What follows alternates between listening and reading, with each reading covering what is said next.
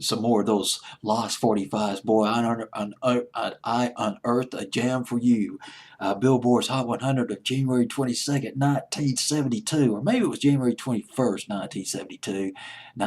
January 22nd. Some of the big hits off that Hot 100. You Are Everything by the Stylistics, produced by Tom Bell. I'll Be Your Sugar Daddy by the Jackson 5 on here. Family Affair by Sly and the Family Stone. One Monkey Don't Stop No Show. That was an awesome record by the Honeycombs. Anticipation by Carly Simon.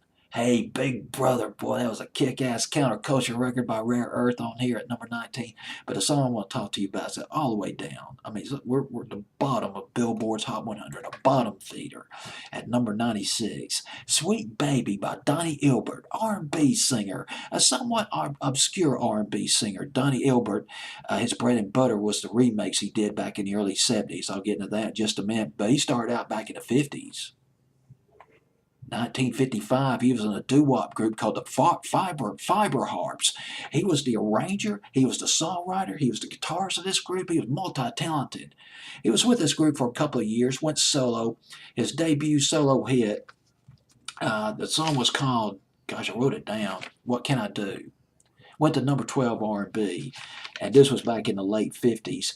He was with a variety of R&B charts back in the late 50s.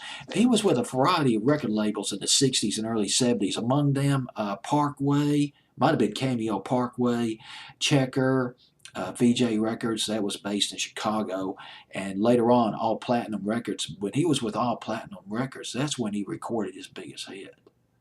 Does anybody out there, is there a soul out there who remembers Donnie Elbert's remake of Where Did Our Love Go?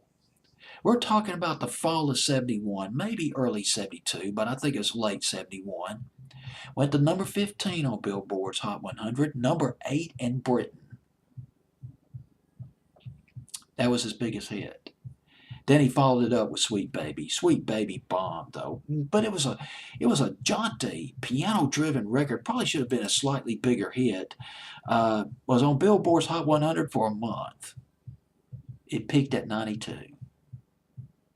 Won the ultimate Lost 45s. But that's what I'm here for, to bring you to the ultimate Lost 45s. But he did follow it up with a bigger hit. Well, here's what happened. He jumped to another record label. Donnie Elbert signed with the Avco Embassy record label. He hooked up with the dynamic production team of Hugo and Luigi. Luigi. That's how I might have mispronounced his name. Hugo and Luigi, they were big producers back in the early 60s. They co-wrote Elvis Presley's I Can't Help Falling in Love. They produced I Will Follow Him by Lil Peggy March. This was in 1962. Might have been 63. Well, they produced Donnie Elbert's remake of the Four Tops, Sugar Pie Honey Bunch. I Can't Help Myself. Now that went top 30. That was kind of a sizable hit around the spring of 1972, but that was it. Because what happened was Avco was putting the heat on Donnie Elbert. They were telling him, record Motown, do Motown remakes. And Donnie Elbert's like, man, I'm tired of this. I don't want to do this anymore. I don't want to do just these Motown remakes anymore. He left a record company and went to another one.